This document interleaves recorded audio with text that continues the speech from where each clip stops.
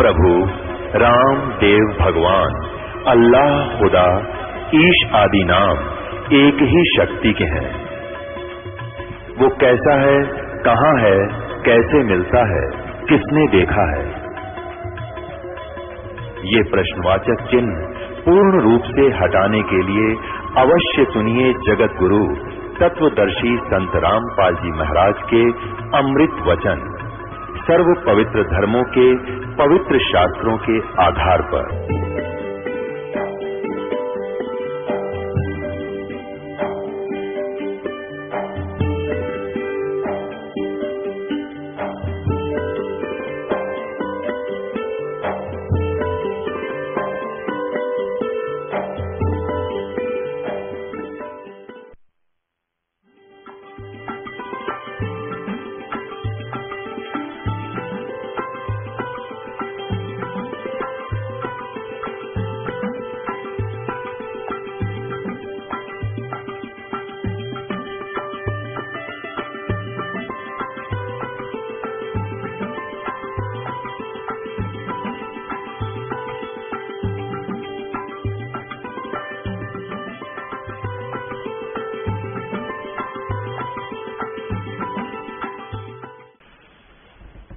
परम पिता परमात्मा पूर्ण ब्रह्म सारी सृष्टि के रचनहार कुल मालिक कबीर देव कबीर परमेश्वर जी की असीम कृपा से आप पुण्यात्माओं को ये सत्संग सुनने को मिल रहा है। परमात्मा कहते हैं, कबीर परमेश्वर जी अपनी महिमा आप ही बताते हैं। सत्संग की आधी घड़ी और तप के वर्ष हजार, तो भी बराबर है नहीं कहें कबीर विचारो। परमात्मा कहते हैं, तप के चाहे 1000 वर्ष तप कर रखा हो, वो आधी घड़ी के सत्संग के भी तुल्य नहीं है। पुण्यात्माओं, तप करना जो है ये शास्त्र विधि त्याग के मनमाना आचरण है, काल प्रेरणा है। ये कहां से ग्रहण हुआ है? जब ब्रह्मा जी सर्वप्रथम ब्रह्मा जी का जन्म हुआ, ये युवा हुआ, इसको ये अचेत रहा, फिर इसको कमल के फूल पर काल भगवान ने, इसके पिता ने सचेत कर दिया। कमल के अतिरिक्त वहां जल ही जल था। ब्रह्मा चिंतित था कि पृथ्वी कोई दिखाई दे नहीं रही, जल ही जल है। उसी समय आकाशवाणी की कि तप करो, तप करो। तो 1000 वर्ष तक तप किया ब्रह्मा जी ने। उसके बाद काल ने आकाशवाणी की कि सृष्टि करो। पुण्यात्मा, उसके बाद फिर ब्रह्मा को काल भगवान ने ये 4 वेद दिए समुद्र मंथन के समय। समुद्र मंथन इससे पहले 2 बार हो चुका था, जो हमारी पुराणों में वर्णित है, और उसका ज्ञान इनको नहीं था, पुराण रचना करने वालों को। तो उससे पहले सबसे पहले 4 वेद ब्रह्मा को मिले, इसने वेदों को पढ़ा। वेदों में केवल एक ओम नाम है, एक ही परमात्मा की पूजा का विधान है। वो परमात्मा सर्वोपरि है, वासुदेव है, सर्वशक्तिमान है, वो परम अक्षर ब्रह्म है। लेकिन उसकी पूजा की विधि 5वें वेद में थी, वो काल ने छुपा दी। परमात्मा ने इस काल को, ब्रह्म को 5 वेद दिए थे। इसने हमारे साथ ये धोखा किया कि इसने 5वां वेद छुपा दिया कि कहीं इन प्राणियों को इनके अपने निज स्थान का पता लग जाए, उस सुख से ये परिचित हो जाएं, तो यहाँ कोई नहीं रहेगा, सब भाग जाएंगे और तेरा राज खाली हो जाएगा। 1 लाख मानव शरीरधारी प्राणियों को ये नित खाता है, तो इसने हमें अपने यहाँ पर कसाई की तरह, बकरों की तरह पाल रखा है। जब हमें सुविधाएं देता है तो ऐसा लगता है जैसे भगवान है। जब हमें परिवार के परिवारों को खा जाता है, क्षेत्र के क्षेत्र को नष्ट कर देता है, परमात्मा ने बताया कि ये काल है। जिस प्रकार कसाई बकरे पालता, ऐसे तुम्हें यहाँ पर मूर्ख बना रखे। तो इस काल भगवान ने अपने स्वार्थों से उन 5वें वेद को छुपा दिया। परमेश्वर ने उस 5वें वेद को प्रकट करने के लिए स्वयं ही आना पड़ता है, और साथ में इन 4 वेदों में जो वर्णित है, जो यहाँ के काल प्रेरित ऋषि नहीं समझ सके, उनको भी परमात्मा ही आकर समझाता है।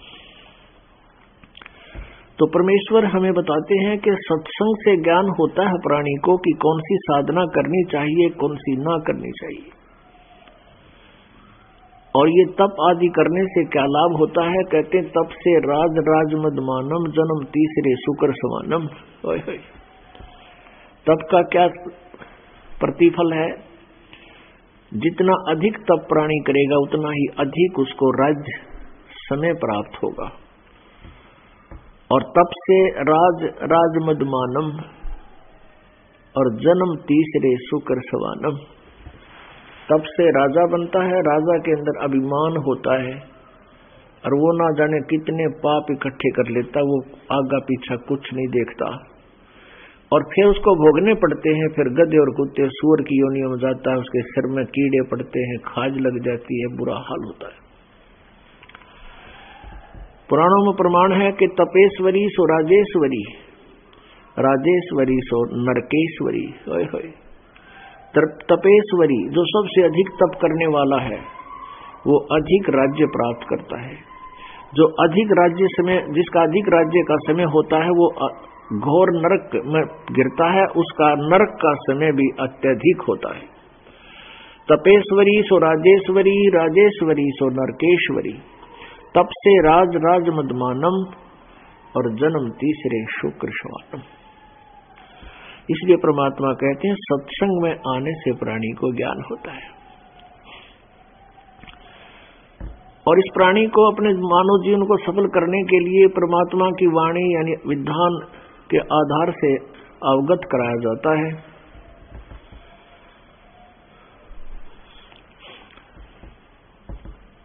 परमात्मा कहते हैं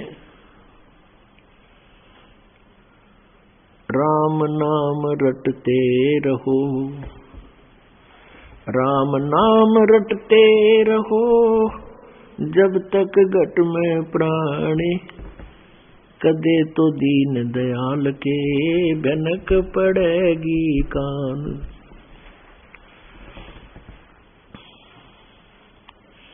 सत्संग के माध्यम से प्राणी को याद दिलाया जाता है कि मानुष जन्म पाकर जो नहीं रटे हरि नाम, और जैसे कुआं जल बिना फिर बनवाया क्या काम। पुण्यात्मा, परमात्मा की यथार्थ भक्ति का न ज्ञान होने से, तत्व ज्ञान से अपरिचित होने से, हम अपनी अपनी साधनाएं, अपने अपने अनुभव, अपने ही सोच विचार से हम कर रहे होते हैं, या किसी के लोक वेद दंत कथा के आधार से हम साधनाएं कर रहे होते हैं। उनके विषय में गीता जी अध्याय नंबर 4 श्लोक नंबर 25 से लेकर 30 तक बताया है कि कोई ऐसी साधना करता है, कोई तप करता है, कोई हवन करता है,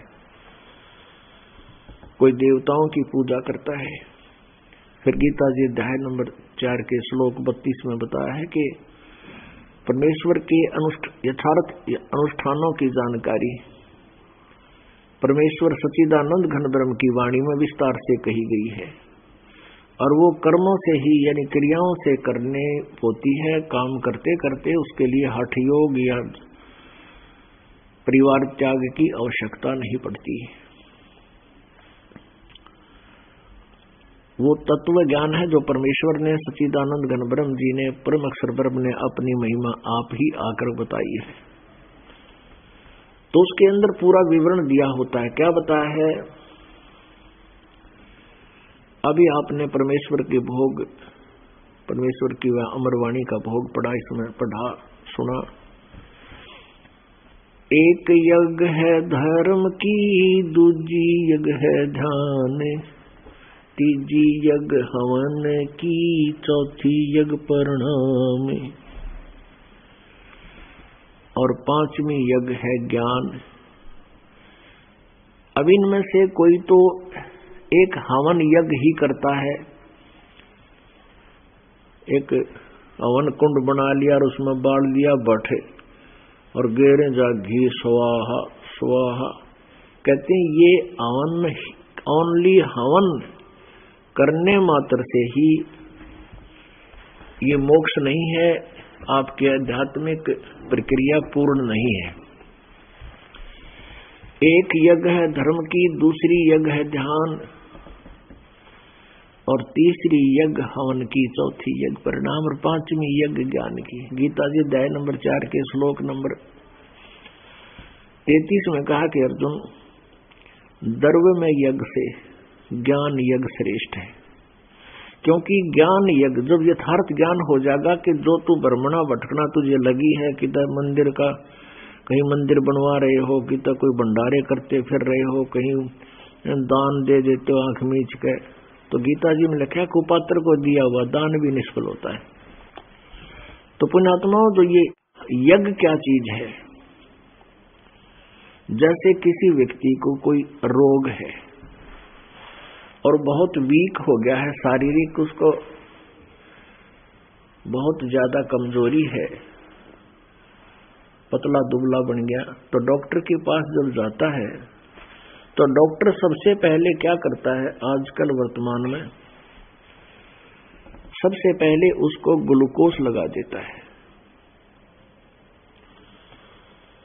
तो ग्लूकोज जो है उस रोग काटने की औषधि नहीं है, वो सहयोगी है उपचार में। उस रोग के काटने का अलग से और ट्रीटमेंट है, कोई टेबलेट्स है, कैप्सूल है, इंजेक्शन है, वो दवाई अलग से होती है, औषधि अलग है। तो इसी प्रकार हम सभी को जन्म और मृत्यु का एक दीर्घ रोग लगा हुआ है। इस जन्म मृत्यु के रोग की समाप्ति के बिना हम सुखी नहीं हो सकते, चाहे हम पृथ्वीपति बन जावा, चाहे इंद्र की स्वर्ग के राजा बन जावा, चाहे ब्रह्मलोक में जाकर हम उच्च पदवी प्राप्त कर लें, लेकिन जीव सुखी नहीं हो सकता, क्योंकि फिर कर्माधार से पुनः यहाँ मृतलोक में आना होता है और फिर भिन्न भिन्न प्राणियों के शरीरों में कर्माधार पर दंड भी भोगना निश्चित है, जब तक हम पूर्ण परमात्मा की भक्ति नहीं करते, पूर्ण संत के माध्यम से हम सत साधना नहीं करते, तब तक ये प्रोसीजर जारी रहेगा। तो हमारे जन्म मृत्यु का दीर्घ रोग लगा हुआ है। तो ये यज्ञ जो है, ये 500 यज्ञ अनिवार्य है।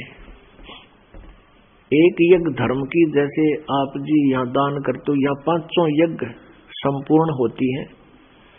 3 दिन का अनुष्ठान होता है, महीने में 2 बार कृपा परमेश्वर ने कर रखी है। और जो पुण्यात्मा है वो कहते हैं ना, ये सौदा फिरना ही संतो, यो सौदा फिरना ही, ये लोहे जैसा ताव जात है काया देश राही। 3 लोक और भवन चतुर्दश सब जग सौदे आही, दुगने तिगने किए चौगने किसी न मूल गवाही। जो साधना भक्ति नहीं करते वो अपने मनुष्य जीवन रूपी मूल धन को नष्ट कर रहे हैं, और जो भक्ति कर रहे हैं शास्त्र विधि त्याग का मनमानी पूजाएं करते हैं, वो भी अपना जीवन बर्बाद कर रहे हैं, मूल धन को नष्ट कर रहे हैं। आप जी सत साधना शास्त्र अनुकूल कर रहे हो, आप जी की भक्ति ये सुचारू रूप से चल रही है। आप यहाँ दान करते हैं, आप जी जो यहाँ गुरुमुख होकर के दान कर रहे हो,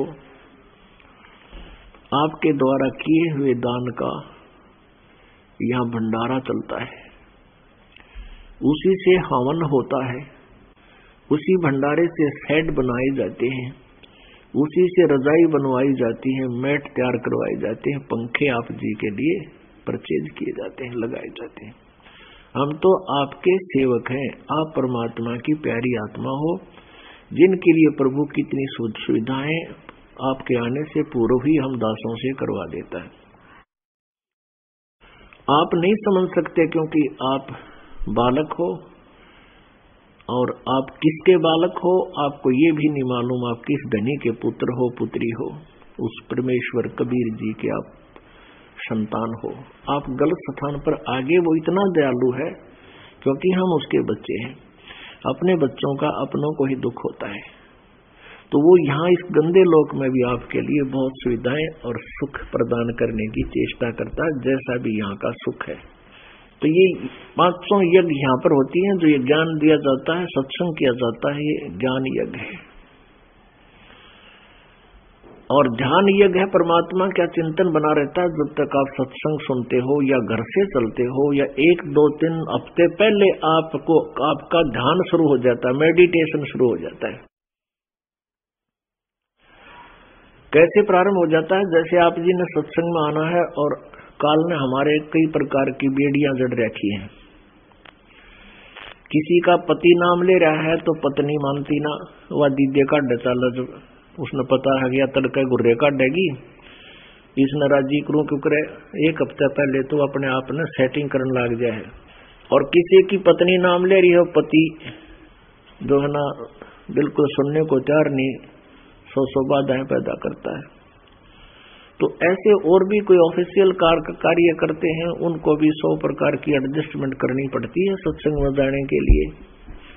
अपने कार्य और भी जो खेतों में घर में मजदूरी करते हैं या किसान का काम करते हैं, दुकान पर करते हैं, कर्मचारी अधिकारी हैं, तो सत्संग में आने से पूर्व उन्होंने अपने काम की एडजस्टमेंट कई दिन पहले सोचनी पड़ती है। तो वो आपका ध्यान मेडिटेशन भगवान के चरणों में वहीं से शुरू हो गया। यहाँ करके जब सत्संग सुनाया जाता है,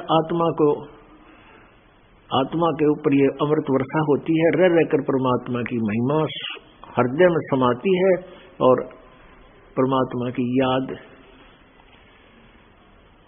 उमंग सी उठती है। ये भी एक मेडिटेशन होता है। संत मार्ग में मेडिटेशन हठ योग करके समाधिस्थ होना नहीं है। कैसे मेडिटेशन होता है? जो पति भरता पति से राती, आन पुरुष नहीं भावे, बस पी हर में सुरत परितम में, ऐसे ध्यान लगावे। हमारा ध्यान, हम परमात्मा कबीर जी ऐसे मेडिटेशन बताते हैं जैसे लड़की अपने पीहर चली जाती है, मायके चली जाती है, वहां जाने के बाद वो बिल्कुल खामोश मौन रहती है, सब कार्य करती है, किसी को पता नहीं, लेकिन उसका ध्यान एक पल भी अपने पति से दूर नहीं होता। This is meditation. हमारा ये मेडिटेशन, इसको सहज समाधि कहते हैं। एक यज्ञ है धर्म की, दूसरी यज्ञ है ध्यान। एक यज्ञ है धर्म की, दूसरी यज्ञ है ध्यान, और तीसरी यज्ञ हवन की, और चौथी यज्ञ प्रणाम, और 5वीं यज्ञ ये ज्ञान है जो आप जी को सदग्रंथों के आधार से ये ज्ञान कराया जाता है। इस ज्ञान यज्ञ से आपको जानकारी होगी कि जो क्रिया हम किया करते थे वो कितनी ठीक थी, कितनी गलत थी। तो प्रसंग चल रहा था कि जैसे एक रोगी को ग्लूकोज भी अनिवार्य है और उसके रोग को काटने के लिए जो और ट्रीटमेंट वो अलग से होता है, ऐसे ही ये 500 यज्ञ वर्तमान में आप जी को अति आवश्यक है। क्योंकि आप जी के जो पुण्य थे वो सतयुग में अक्षीण हुए। उसके बाद क्योंकि आप जी जो भगवान की तरफ विशेष कसक से लगे हुए हो, और आप जी का जन्म इस पुण्य भूमि भारतवर्ष में हुआ है, और भारतवर्ष के भी उस पीक क्षेत्र में जहां पर परमात्मा की महिमा बहुत अच्छे तरीके से सुनी और सुनाई जाती है, और जहां पर विकार बहुत कम है। अन्य वैसे तो बहुत है यहाँ भी, लेकिन अन्य देशों को देखते हुए यहाँ ये बहुत विकार कम है, और यहाँ आपका जन्म है। तो आप जी के अंदर रुचि है प्रभु की, और आप भटक रहे होगे नकली संतों के पास कि तो मंदिर में, मस्जिद, गुरुद्वारा, चर्च में, तो आप बहुत जन्मों से मनुष्य जन्म प्राप्त करते हुए आ रहे हो, क्योंकि आपको भक्ति की अभी भी कसक है। जैसे कल के सत्संग में आपको बताया था, 2 प्रकार से मानव शरीर प्राप्त होता है। एक तो टर्न वाइज होता है, एक विधान है प्रभु का कि 84 लाख योनियों को पूरा भोग के एक मानव शरीर कंपलसरी मिलता है जीव को, इसके इतने पुण्य शेष रख दिए जाते हैं। और एक मिलता है पिछले संस्कारों से। पार्वती जी की कथा कल आपको सुनाई थी कि वो 107 बार जन्म हुआ, मर चुकी थी और मनुष्य ही जन्म प्राप्त करती रही, और शिव जी को ही पति रूप में प्राप्त होती रही, करती रही। ऐसे ही पुण्यात्मा आप थे कभी, जैसे कल सत्संग में बताया था, कोटि जन्म तन भर मत होगे, कुछ ना हाथ लगा रे, कुकर सुकर खरबया भोरे, कौआ हंस बुगारे। कोटि जन्म तू राजा की, ना मिटी न मन की आशा, भिक्षुक होके दर दर घूम्या, मिला न निर्गुण रासा। इंद्र कुबेर ईश की पदवी, ब्रह्मा वरुण धर्मराया, विष्णुनाथ के पुर को जाके, तो फिर भी उल्टा आया। आप जी बहुत जन्मों से पुण्यात्मा है जो सतयुग में मानव शरीर प्राप्त करती हैं। उसके बाद फिर सतयुग के बाद त्रेता में कुछ अक्षीण करती हैं, फिर द्वापर में पुण्य अक्षीण करते हुए आप जी वही आत्माएं मनुष्य जीवन प्राप्त करती हुई आ रहे हैं। और जो अभी तक परमात्मा की भक्ति की तरफ सोचते भी को नहीं, केवल धंधे में ही लगे रहते हैं, कहते हैं तो सुनते भी नहीं, वो टर्न वाइज मनुष्य जीवन प्राप्त प्राणी है। पुण्यात्माओं, एक परिवार में एक नाम ले चुका है, उसका परिवार भी नाम ले लिया, और दूसरे भाई बहन चाचा ताऊ पूरा विरोध करते हैं, नहीं मानते हैं, क्योंकि वो टर्न वाइज नंबर प्राप्त है। वो लोग दिखावा देखते हैं कि तो मंदिर में भी चले जाते हैं, और जो ऐसे ज्ञान को सुनकर नहीं प्रेरित होते तो वो मनुष्य जीवन से आए हुए प्राणी नहीं है। तो इस आप जी अब चौथे युग में आ गए, और चौथे युग में आपकी आत्मा इतनी पुण्यहीन होगी, इतनी निर्बल होगी, आप जी को लगातार ग्लूकोज की आवश्यकता पड़ेगी जब तक ये रोग कटे नहीं गा। तो आप जी ने अंतिम श्वास तक ये सब क्रियाएं और ये औषधि, ये 500 यज्ञ तो ग्लूकोज है, और जो ये मंत्र आपको दिए जाते हैं ये समझ लो टैबलेट, पीण की दवाई और इंजेक्शन है। ये श्वास उस श्वास का जो मंत्र है ये इंजेक्शन है, और प्रथम मंत्र ये समझ लो टैबलेट्स हैं, आपको कैप्सूल दे रखे। तो ये कंप्लीट ट्रीटमेंट है, कंप्लीट कोर्स है आपके जन्म मरण के रोग के काटने का। जैसे आप प्रथम मंत्र आपको दिया जाता है, इसी में से कुछ मंत्र देवी पुराण में लिखे हैं, 1-2 मंत्र जगह, जैसे किलम किलम किलम, कित हरम हरम हरम, कित श्रम श्रम श्रम, तो कोई तीन घाटा जोड़ रहा, कोई एक कब कलम कलम कलम।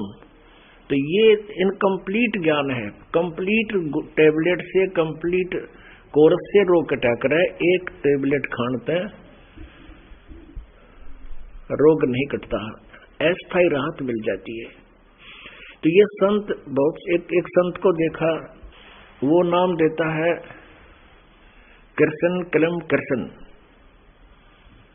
और बहुत सी बातें बनाते हैं। कुछ लोग खड़े होकर उसके सत्संग में ये भी कहते हैं मेरे ये तकलीफ थी ठीक हो गया, मेरे ये तकलीफ थी ठीक। ये तय नावल जिन की गोली है, सिर के दर्द ने ठीक कर दे, लेकिन दीर्घ रोग इन तक कटे कोई ना। वो कंप्लीट कोर्स सिविल अच्छे डॉक्टर के पास ही वो प्राप्त होता है। तो ये तो नीम हकीम है जो एक मंत्र लेकर गाटा जोड़ रहे हैं। तो पुण्यात्माओं, इस प्रकार हमने इस सत्संग से ये ज्ञान होता है। अब जब तक ये समय नहीं आया था, अब ये बिचली पीढ़ी है और मोक्ष समय है। अब इस दौरान जितने भी प्राणी इस मालिक से जुड़ेंगे सारे पार हो जाएंगे। कौन होंगे? जो मर्यादा में अंतिम श्वास तक रहेंगे, वो सभी पार हो जाएंगे। लेकिन अब तक इस भक्ति को बनाए रखने के लिए, परमात्मा में आस्था आप जी की बनाए रखने के लिए, आप जो भी कोई पुण्य साधना करते थे उनका फल भी परमेश्वर कबीर देव परम अक्षर ब्रह्म ही दिया करता है।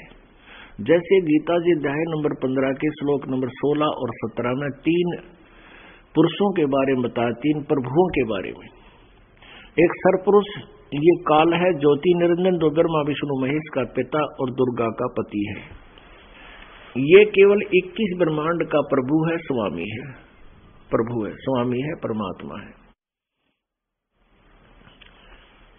यह सरपुरुष है और इसके अंतर्गत जितने प्राणी हैं वो सभी नासवान हैं, ये खुद भी नासवान है।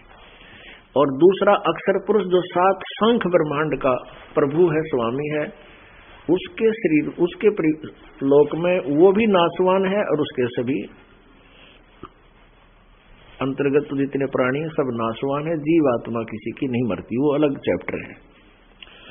फिर 15वें अध्याय के 17वें श्लोक में कहा कि उत्तम पुरुष तु अन्य परमात्मा इति उदाहरते।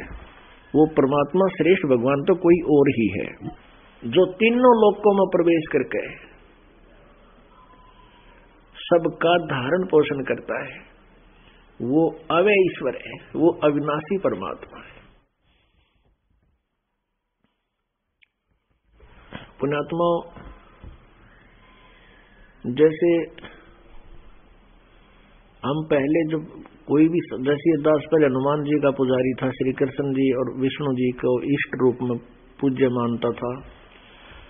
इसके पैरेलल भगवान शिव जी को भी हम विशेष आदर से ही देखा करते थे और माता जी दुर्गा को भी बहुत अच्छी श्रद्धा से उसका गुणगान करते थे। यानी कोई भी देवता मिल जाता उसी के लिपट जाया करते थे। तो ऐसे हम बालक थे, बच्चे थे, ज्ञान में बच्चे थे। तो जो जैसे भी जब हमें कोई सुविधा होती थी, जैसे कोई जैसे पढ़ा करते थे, पास हुए, सफल हुए, तो अपने भगवान, पहले तो बाबा श्याम जी ने शुक्र मनाया करते उसका प्रथम। फिर हनुमान जी याद आ जाता, हनुमान जी की जय हो, दया कर दी। श्री कृष्ण जी ने दया कर दी, पास कर दिए। फिर संतान नौकरी लगी, भगवान श्री कृष्ण बाबा श्याम जी ने नौकरी दे दी। फिर संतान हुई, वह लड़का दिया, तो पहले लड़के को ज्यादा महत्व देते थे, तो भगवान श्री कृष्ण ने दे दिया। तो अब पता चला कि ये तो हमारा प्रारब्ध फल रहा था। ये भगवान कुछ ना दे सकते ना ले सकते, लेकिन जो आपका कर्म किया हुआ ही दे सकते हैं, ना घटा सकते ना बढ़ा सकते। तो परमेश्वर कबीर जी ही अपनी प्यारी आत्माओं को कहते हैं, गोता मारूं स्वर्ग में जा बैठूं पाताल, कहे कबीर ढूंढता फिरूं अपने हीरे माणिक लाल। जो जन हमरी शरण है ताका हूं मैं दासे, गेल गेल लाग्या फिरूं जब तक धरती आकाशे। परमात्मा कहते हैं, जो एक बार मेरी शरण में किसी भी जन्म में आ गया उसके पीछे लगा रहता हूं जब तक धरती और आकाश रहेगा, यानी ब्रह्मांड नाश में आएगा, तब तक मैं उसके साथ रहूंगा और कोशिश करूंगा उसके आने वाले संकटों को भी निवारण करूं।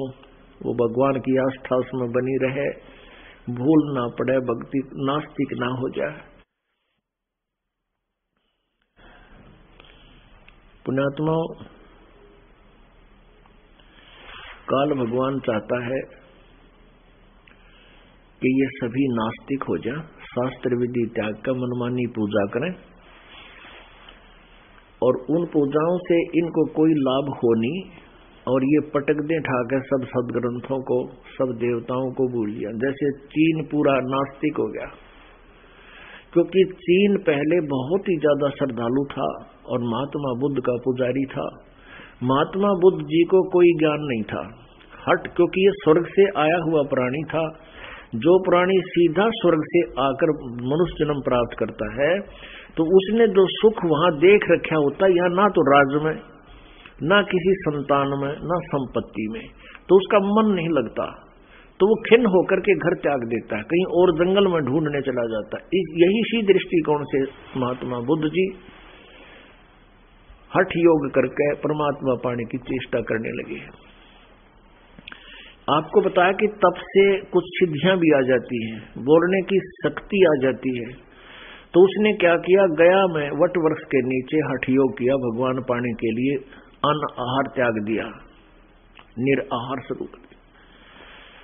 और वो तो उसकी जान निकल जाती ना। एक माई परमात्मा ने दया करी, एक बुढ़िया खीर ले आई, उसका मुंह कला दी, वो चपड़ चपड़ करके खाया गया। अच्छा 1-2 चम्मच खुआ दी, धीरे धीरे फिर वो जी गया, ना तो मर जाता उस दिन के बाद उसने अपना सिद्धांत बता दिया कि ना तो कोई भगवान,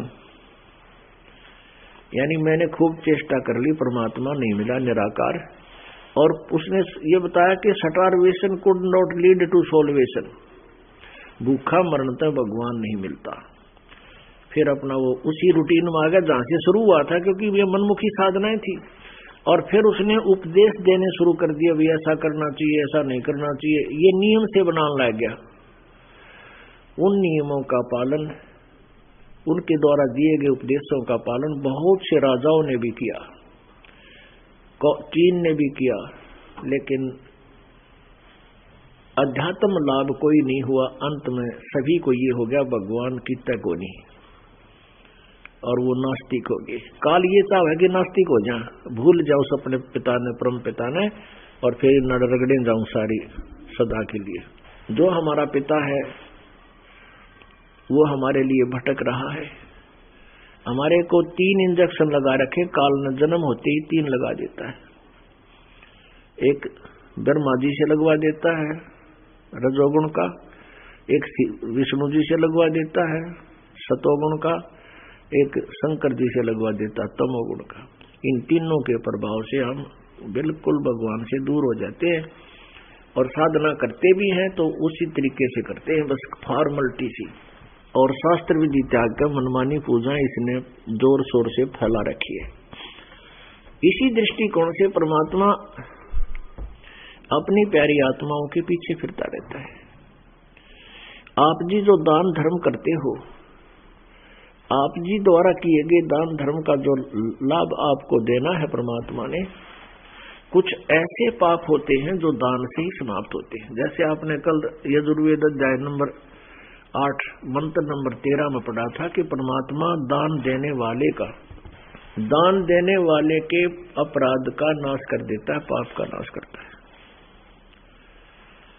तो ऐसे कुछ पाप तो दान से नष्ट होते हैं, कुछ पाप आपके परमात्मा की अमर वाणी के स्वाध्याय से और सुनने से, इस ज्ञान यज्ञ से समाप्त होते हैं। और कुछ पाप ऐसे होते हैं जो संतों के दर्शन से ही समाप्त हुआ करते हैं, कुछ आशीर्वाद से समाप्त होते हैं, और घोर पाप जो होते हैं जो किसी से भी समाप्त नहीं होते, प्रारब्ध जो कर्म होते हैं वो इस सतनाम और सारनाम से नाश होते हैं, समाप्त होते हैं। अब आपको बताया कि जन्म और मृत्यु के दीर्घ रोग को समाप्त करने के लिए कंप्लीट कोर्स की आवश्यकता है, जो आज आपको प्राप्त है। इससे पहले परमात्मा भक्ति बनाए रखने के लिए, अपनी शक्ति का प्रमाण बनाए रखने के लिए अपनी प्यारी आत्माओं को समय समय पर सहयोग देते रहे। एक समय द्रौपदी जो है राजा द्रौपद की पुत्री, ये कुंवारी थी, इसका ब्याह नहीं हुआ था। ये सुबह सुबह स्नान करने के लिए गंगा के घाट पर जाया करती थी, जहां इनके पिता ने लेडीज घाट बना रखा था और उधर किसी भी पुरुष को जाना अलाउड नहीं था। वो क्षेत्र पुरुष वहां नहीं जा सकता था, ऐसा उसमें प्रोहिबिशन कर रखा था, वर्जित था। तो वहां पर हजारों लड़कियां, उसकी सहेलियां द्रौपदी की जाया करती थी स्नान करने के लिए। द्रौपदी भी जाती थी, सुबह मुंह अंधेरे जाया करती थी, सुबह सुबह प्रातः काल में।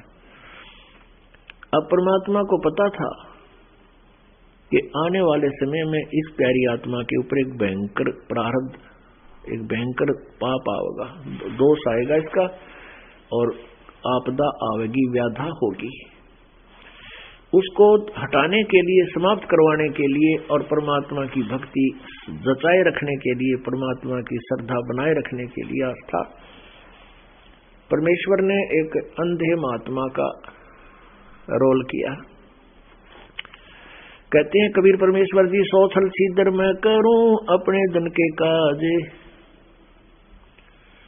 अरण्य से पूजो मार दूं मैं, नरसिंह धर लूं साज। अब एक अंधे का रोल किया भगवान ने। अब यहां हम ये कहें कि द्रौपदी ने एक अंधे महात्मा संत भगत को दान दिया था, एक बिलात यानी 9 इंच चौड़ा और 3 फुट लंबा, ऐसे एक कपड़ा दिया था। कैसे? वो महात्मा जो थे अंधे, उन्होंने केवल एक कोपीन बांध रखी थी, एक लंगोट रखते थे अपने तन पर। क्यों? ऐसे संत उधर ज्यादा हुआ करते थे, तो उसी संत का रूप मालिक ने बनाया। आसपास जंगल होते थे और दरिया के किनारे संत भी वहीं दूर जंगलों में रहा करते थे। नगरी से भिक्षा ले जाते थे, वहां अपनी साधना किया करते थे। उसी प्रकार के संत का रोल मालिक ने किया। तन पर एक लंगोटी थी और स्नान करने के लिए वो अंधा महात्मा उस घाट के आसपास पहुंच गया। अब यहां हम यही बताएंगे कि अंधा महात्मा होने के नाते वहां उसने स्नान करना, इस उद्देश्य से स्नान करना शुरू किया कि तू एकांत स्थान पर आ गया है। उधर से क्या हुआ कि वो घुटनों पानी में स्नान कर रहा था, उधर से लड़कियां आ गई। सुबह सुबह हजारों लड़कियां साथ थी, उनकी दूर तो आवाज सुनने लगी। तो महात्मा जी ने सोचा कि भाई मैं तो गलत आ गया और ये तो कोई लेडीज घाट है यहाँ आसपास।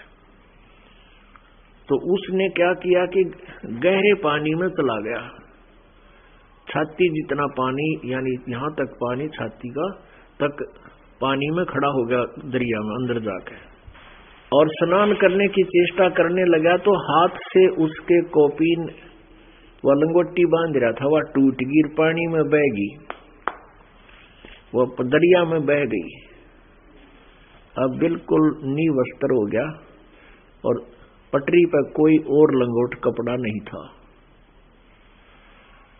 अब उसने सोचा भी आज बहुत बूंदी बनी, अब तो सूर्य उदय हुआ है, सारा दिन पानी में खड़ा रहूंगा, रात के समय ही मैं निकल पाऊंगा।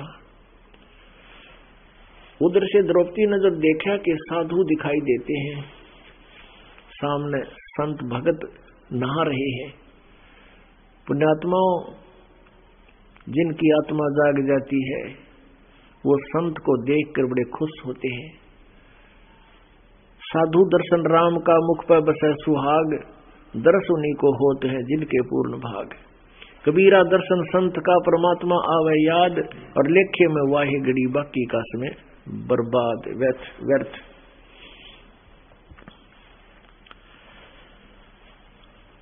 अब उसका जो भगत है ना, उसमें कोई संत भगत दिखाई दे गया, आत्मा मैं विषय कसक होया कर उसे मिलन बात करने की। तो द्रौपदी ने सोचा महात्मा जी नारे हैं और तुम भी नहा लो, स्नान करके फिर महात्मा जी से भगवान की चर्चा सुनाएंगे। इस दृष्टिकोण से द्रौपदी स्नान करने लगी। स्नान कर लिया, आध पौन घंटा लग गया।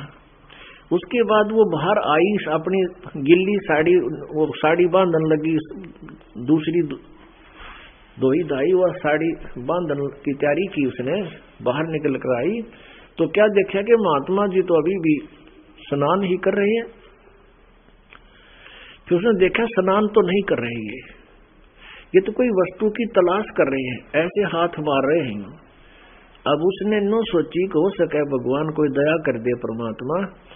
अंधे ने सोची कि कोई कपड़ा बहता हुआ, वो पूरी लीला कर रहे थे परमात्मा एक साधारण व्यक्ति वाली। ऐसे ही किया करते हैं, वेदों में ऐसा ही लिखा है कि वो परमात्मा जो पृथ्वी पर आता है जन साधारण जैसी लीला करता है, उसको सोच भी नहीं सकते कि ये भगवान हो सकता है। तो वो ऐसे हाथ मार रहे हैं, ऐसे ऐसे लंबे लंबे ऐसे। लड़की ने सोचा महात्मा जी कुछ खोज कर रहे हैं, कोई वस्तु की तलाश कर रहे हैं। फिर उसने देखा कि बाहर कोई वस्त्र नहीं। ये पुण्यात्माएं होती है पिछले जन्म की। उसने अपनी दिव्य दृष्टि से देखा कि ओहो ये महात्मा जी तो वस्त्र है, बाहर कोई वस्त्र नहीं, और हमारे श्रम के मारे ये बाहर नहीं आ रहे, और ये तो सारा दिन तालाब में इस दरिया में रहेंगे, कभी रात न निकलेंगे, भूखे प्यासे दुखी होंगे, ये शर्म मान गए, गलत जगह इन्होंने सोचा, गलत जगह है। तो द्रौपदी ने आगा देखा ना पीछा देखा, अपनी नई साड़ी, क्योंकि डेली नई बदला करती हो, तो राजा की लड़की थी, बिल्कुल नई साड़ी अनटच, और उसमें से एक बिलांत कपड़ा, एक गट यानी लगभग 8-9 इंच का ऐसे पाट दिया और जल में बहा दिया कि महाराज जी हाथ मार रहे हैं, इनका हाथ लग जाएगा, और ये बांध के इसने अपना चले जाओगे। द्रौपदी ने एक जल में बहा दिया, वो महात्मा का हाथ नहीं लगा, साथ से निकल गया। दूसरा फिर इतना ही टुकड़ा फाड़ कर फिर डाल दिया, वो भी साथ से निकल गया। तीसरा पाड़ा, चौथा पाड़ा, यानी 8-9 कॉपी ने, इस 7-8 कॉपी ने ऐसे पाड़ के देख, ये 2.5 फुट हो जाता है, और ऐसा 8 कर दे तो लगभग 4 फुट हो गया, यानी 4 फुट तो लगभग उनका 9 इंच के हिसाब से पाड़ा, तो जो है 6.5-7 फुट साड़ी पाट दी। अब उसने सोचा भाई महाराज जी का हाथ लगी को ना, और वो निकट नो नहीं जावा, ठीक अगर तेरी आवाज महात्मा ने सुन ली कि लड़की बोला है तो ये और पानी में गहरा चला जा, अगर कहीं डूब ना जा, दरिया के बहाव बहुत तेज है। अब लड़की ने शर्म के मारे मुंह तो बोली नहीं, ऐसे कपड़े डालती रही, 7-8 जब डाल लिए, उन्होंने सोचा तो साड़ी भी खत्म हो जाएगी। एक लंबी लकड़ी ढूंढी, उसका एक साड़ी का टुकड़ा और पाड़ कर लपेटा, और धीरे धीरे महात्मा जहां हाथ मार रहे थे ऐसे ऐसे कर उसके आस पास कर दिया, धीरे से यूं छोड़ दिया। और महाराज जी महात्मा जी कैसे हाथ में आया, उसने देखा, हो भगवान बड़ी दया करी, हे परमात्मा कति मेजरमेंट करके दे रखा आपने, हे परमात्मा बड़ी दया करी, ऊंचे ऊंचे स्वर में बोला। फिर उसने देखा कि ओहो ये तो भाई कपड़ा किसी वैसे नहीं, ये तो किसी बेटी का, क्योंकि अंधे की आंखें हाथ होती हैं, हाथों से ही वो आंखों का काम लेता है। उसने देख लिया ये कोई वैसे आया हुआ कपड़ा नहीं, किसी बेटी ने, किसी बहन ने, बेटी ने मेरी मदद करी है।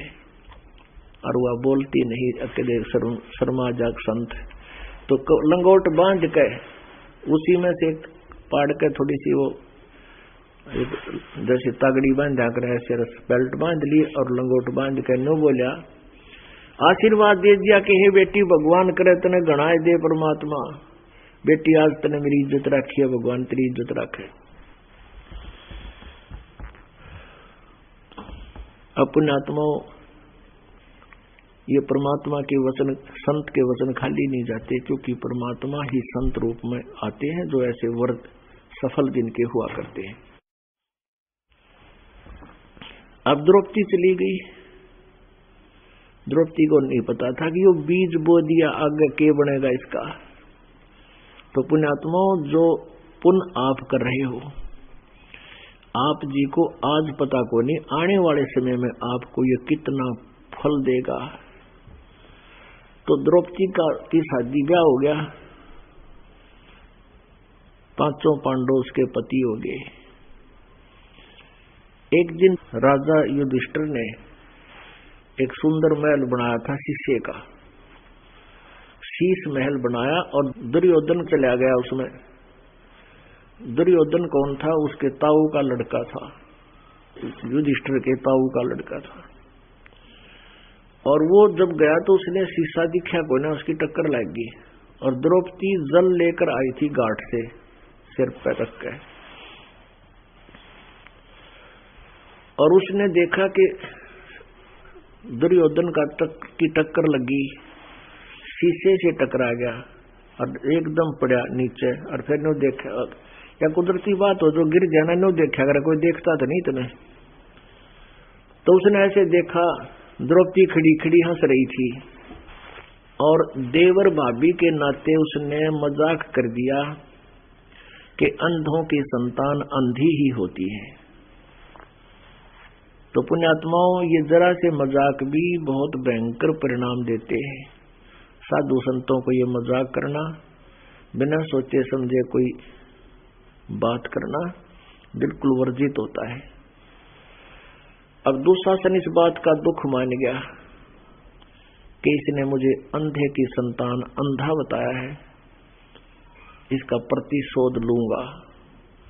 मामा शुकनी के सहयोग से युधिष्ठिर को जुए में पराजित किया, छल कपट करके, और जुए में सारा राज्य हरा दिया और साथ में द्रौपदी को भी दांव पर लगवा दिया। उसमें भी दुशासन, वो दुर्योधन जीत गया। दुर्योधन, दुशासन नहीं, दुर्योधन। अब दुर्योधन का जब टक्कर लगी थी शीशे की, गिरा था, द्रौपदी ने कहा था अंधे की संतान अंधी ही होती है, क्योंकि धृतराष्ट्र जी उनके पिता अंधे थे दुर्योधन के। जब वो द्रौपदी को जीतने का उद्देश्य यही था कि इसकी बेइज्जती करूंगा भरी सभा में। जब वो 5 पांडव हार गए, द्रौपदी को भी जुए में हरा दिया, तब दुर्योधन ने कहा अपने भाई दुशासन को अकेला पकड़ के उस अर्जुन की पत्नी को आज सारी सभा में उसको नंगा करेंगे, निवस्त्र करेंगे। एक बांधी गई भाजी नौकरानी और द्रौपदी से कहा, द्रौपदी आपको जुए में हरा दिया है, जीत लिया है दुर्योधन ने, और वहां स्कीम बन गई है कि तुझे सभा में नंगी करेंगे, तेरी बेइज्जती करेंगे आज, क्योंकि तूने दुर्योधन को अंधे की संतान कहा था। द्रौपदी ने पूछा कि वहां और कौन कौन है कि आपके 5 पति बैठे हैं? और कौन है कि भीष्म पितामह है, द्रोणाचार्य और कर्ण तथा विदुर जी भी विद्यमान है। फिर द्रौपदी कहती है, फिर कैसे नंगी करेंगे? ऐसे ऐसे महापुरुष बैठे, उनकी हिम्मत है, कुछ कर देंगे वो। तो उसी समय दुशासन पहुंच गया और पकड़ कर उसके बाल खींच कर और घसीट के लाया उसको,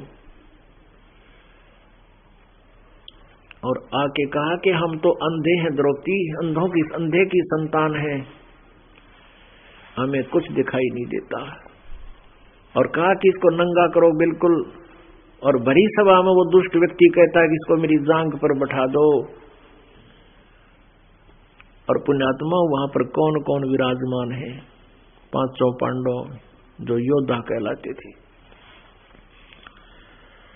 और भीष्म पितामह द्रोणाचार्य, कर्ण।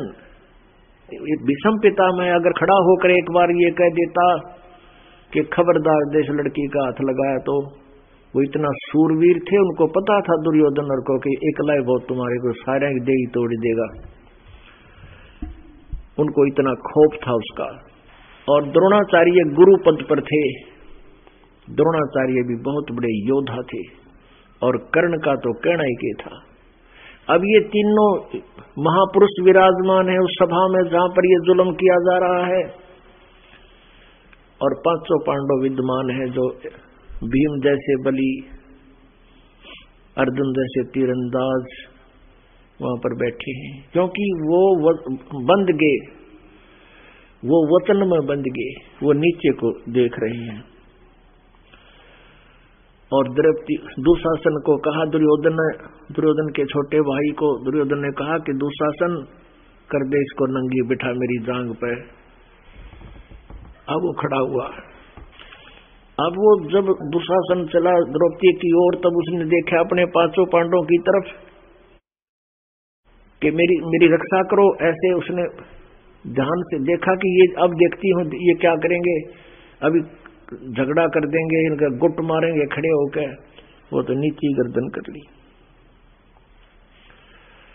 फिर उसने सोचा भीष्म पितामह है और द्रोणाचार्य गुरु और कर्ण जैसे योद्धा बैठे, ये ऐसा जुल्म थोड़ा ही करने देंगे। उनकी तरफ देखा, उन्होंने भी नीचे गर्दन कर ली। अपने आत्माओं, जब तक हम संसारिक व्यक्तियों का सहारा देखते हैं तब तक परमात्मा मदद नहीं करते। जब हम संसार के लोगों को ये समझ लेते हैं कि ये भी कुछ नहीं है, एक मालिक ही सर्वस्वा है और वही सब कुछ कर सकता है, तब हमारी आस्था उसमें हृदय से जब आत्मा रोती है, वो आत्मा का साथी है। परमात्मा कहते हैं बंधे से बंधा मिले छूटे कौन उपाय, और कर बंदगी निर्बंध की जो पल में दे छुड़ाए। जैसे 4-5 व्यक्ति बांध रखे हैं किसी ने अलग अलग पाछे नाथ करके वृक्ष के, एक बंधा हुआ दूसरे से कहता है कि तू मुझे खोल दे, वो कहता तू मुझे खोल दे, कोई सा नहीं खोल सकता। वो तो जो खुला खड़ा हो ना वो खोल सके सारा ने। तो केवल निर्बंध कबीर परमेश्वर है और सभी बंद में है। तो उस समय उस लड़की ने परमात्मा को याद किया, और उधर से फिर जो विदुर जी थे, चाचा थे इनके, वो एक बांदी के यानी नौकरानी से जन्म हुआ था, एक ही पिता से। और इनका जो है ये धृतराष्ट्र, पांडव और ये विदुर, ये विदुर जो है ये उनकी नौकरानी थी, विदुर की माँ, उनसे उसी के पुण्य के पिता से जन्म हुआ था। फिर इस कारण से वो चाचा कहलाता था। एक विदुर था वहां भगत बीज, और इंसान वहां खड़ा हो गया, कहने लगा, विदुर बोला रे यो तुम्हारा ही, तुम किसको नंगा कर रहे हो, किसकी इज्जत उतार रहे हो दुर्योधन। चाचे ताऊओं की इज्जत न्यारी नहीं होती। कहते हैं विदुर कहे ये बंधु थारा, एक कुल एक परिवारा। विदुर के मुख पर लगा था पेड़ा, तू तो है पांडवों का चेहरा। ओए होए, तू तो है बांदी का जाया। दुशासन ने थप्पड़ मारा अपने चाचा के बड़ी सभा में और कहने लगा तू तो पांडवों का चमचा है, इनने की ओर बोला कर, इनकी मेर में बोलता हमेशा, और तू तो बांदी का जाम है ना, यानी एक नौकरानी से उत्पन्न, इसलिए तेरी हीन भावना हमेशा यही रहती है। तू तो है बांदी का जाया। वहां पर भीष्म, द्रोण और कर्ण मुस्काया। अपने आत्माओं, जिन महापुरुषों को हम इन कथा सुना करते महाभारत की, इसमें ये चरित्र देख, भरी सभा में एक औरत नंगी की जा रही है और उसको देखने के लिए भीष्म पितामह, द्रोणाचार्य और ये कर्ण, जिनको योद्धा और महापुरुष और बड़े महाबली बाल ब्रह्मचारी कहा करते हम, और उसको नंगा देखने के लिए वहां बैठे, ना टिंडे लेने में बैठे थे, वो नंगा कर उठ कर चला जाओ, ना उनको मारो गुट घेर के ढेडो, क्या बकवास कर रहे हो तुम। ऐसा जुल्म आज तक देखा ना सुना इतिहास में। कितना 100 आदमी बैठे, 2 शेर, वहां ऐसा जुल्म हो रहा, लड़की को नंगा किया जा रहा है, सभा में पंचायत बैठी। कहते हैं तीनों ने हंसे इस बात पे। जब दुशासन ने कहा तू तो एक तो थप्पड़ मारा, और ने कहा तू तो है बांदी का जाया। भीष्म, द्रोण और कर्ण मुस्काया, दांदरे काटने हुए जिनको हम हीरो माना करते थे। पुणात्माओं, ये नियम है सभा का, या तो साची का इंसान और नहीं तो उठ कर चला जा, नहीं मानने पंचायत, खड़ा हो जा वहां से, चला जा, उसको दोष नहीं लगेगा। तो वहां एक ही इंसान था खड़ा होकर। विदुर ने कहा कि विदुर कहे ये बंधु थारा, एक का कुल एक का परिवार, तुम किसकी बेइज्जती करो हो, अपनी आप इज्जत उतार रहे हो दुर्योधन, कुछ शर्म करो। जब उसका नहीं उसकी बसाई तो उठकर चला गया सभा को छोड़कर। अपने आत्माओं, जब भी किसी प्राणी पर आपदा आती है, चाहे वो रंक है और चाहे वो सेठ है और चाहे वो पब्लिक मैन है, चाहे वो राजा है, तो अंत में वो भगवान पर सुई जाती है माइंड की। सबकी माइंड की सुई परमात्मा पर जाती है, उसी को है भगवान। तो तब द्रौपदी ने सब संसारिक देख लिए, ना भीष्म पितामह कुछ करने को तैयार है, ना द्रोणाचार्य गुरुजी भी, इसके मलिन अन्न खा के इसकी बुद्धि भ्रष्ट होगी इन तीनों की। तब उसने आत्मा रोती है भगवान को, और परमात्मा आत्मा का साथी है, मन का कति नहीं है। मन तो जन्म का पता नहीं के मांगे, साइकिल नया दिख लिया साइकिल ले लूं, कार बढ़िया देख ली, कार में जा रहा है, दूसरी कार देख ली, इसने बेच के या ले लूं। तो ये तो मालिक नहीं, इतने साथ नहीं देगा आपको। और पता नहीं के मांगे या काल के खिलौने। पर आत्मा को के ऊपर जब कष्ट आता है तब परमात्मा इसकी खूब सुनता है। अब क्या कहते हैं, करे करावे साइया मन में लहर उठा, दादू शरदर जीव के भाई आप बगल हो जा। अब जैसे उस द्रौपदी ने भगवान याद किया, है परमात्मा मेरी इज्जत रखना, आपके बिना मेरा कोई नहीं। हृदय से आत्मा रोती है, वो कसक न्यारी होती है। उसी समय पर उसकी पुकार कहाँ जाती है, धर्मराज यानी न्यायाधीश, जो यहाँ 21 ब्रह्मांड का एक ब्रह्मांड का न्यायाधीश अलग से है, उसके दरबार में जाती है। वहां जाते ही जिस प्राणी की पुकार गई है उसकी वहां पर एक डिपोजिट, एक कंप्यूटर है नो समझ लो, और उस कंप्यूटर में अपने आप वो सीडी शुरू हो जाती है, वो कैसेट शुरू हो जाती है, वीडियो कैसेट। और धर्मराज देखता है कि इसने कोई ऐसा कोई धार्मिक अनुष्ठान किया हुआ है क्या जिससे मैं इसकी मदद कर सकूं, करा सकूं। तो वहां क्या देखता है कि जो द्रौपदी की खुली कैसेट चालू हुई, उसने क्या कर रखा कि एक अंधे महात्मा महापुरुष को कहते हैं, कुपात्र को दिया हुआ दान सफल नहीं होता, सुपात्र को दिया हुआ दान भी सफल होता है। वो परमात्मा ही इस आपदा को टालने के लिए स्वयं ही परम संत बनकर अंधे रूप में वहां विराजमान थे।